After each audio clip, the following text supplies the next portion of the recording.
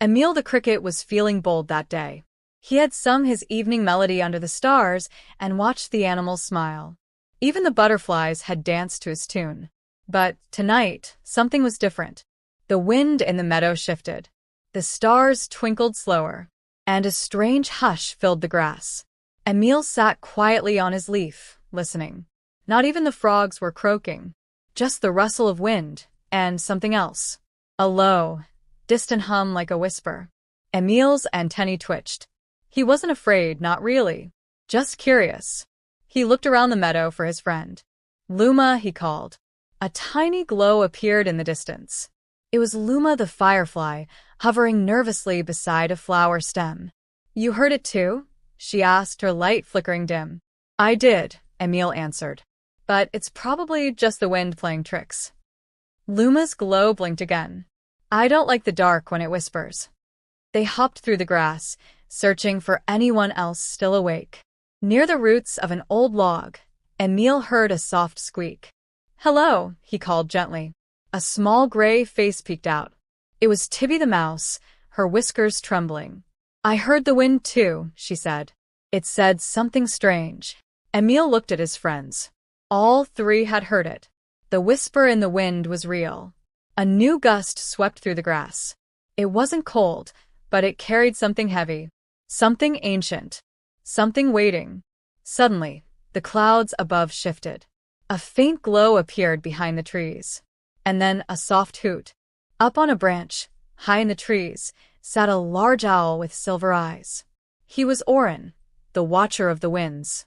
Luma dimmed even further. Tibby darted back under the log, and Emil stood frozen on the stem. Oren looked down. Not all fear is foolish, he said. But not all whispers are warnings. Emil swallowed hard. What do you mean? The winds are opening the path to the Cave of Echoes, said Oren. It only appears when fear fills the air. Oren flew overhead as the friends followed the whispering wind. They passed sleeping flowers and dreaming beetles. The moonlight shimmered like water on the leaves. The bubbles of light from Luma danced quietly around them. Finally, the meadow thinned. Ahead was a hollow in the earth, glowing faintly blue. The Cave of Echoes. Luma hovered near the entrance. It's dark inside. Tibby stepped forward, paws trembling. I don't like loud noises. And Emil took a deep breath. I don't like going where I've never been. Oren's voice drifted from above. Then this is where you must go. Emil led the way.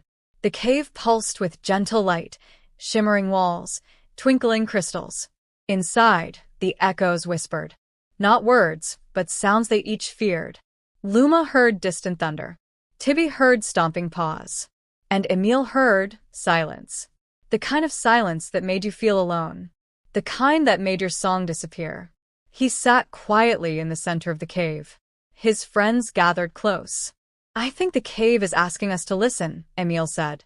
Not to the fears, but to what's underneath them. Luma took a deep breath and let her glow brighten. Even with the thunder sounds, she stayed. Tibby stood still while the stomps echoed around her. And though her tail shook, she didn't run. Emil looked into the silence and chirped. Just one note. Then another. And the cave shimmered with light. The whispers faded. The echoes changed. They were no longer scary sounds. They were memories. They were stories. The cave wasn't filled with fear. It was filled with lessons. Luma's glow created sparkling trails on the ceiling. Tibby's courage caused the walls to hum like music. And Emil's song floated upward and out into the night. When they stepped outside, the wind was calm again. The meadow glowed with dew and tiny specks of light. Oren sat on a branch nearby. You have faced the voices within, he said. Now your courage can guide others. Back in the meadow, the stars seemed to shine brighter. The frogs resumed their song.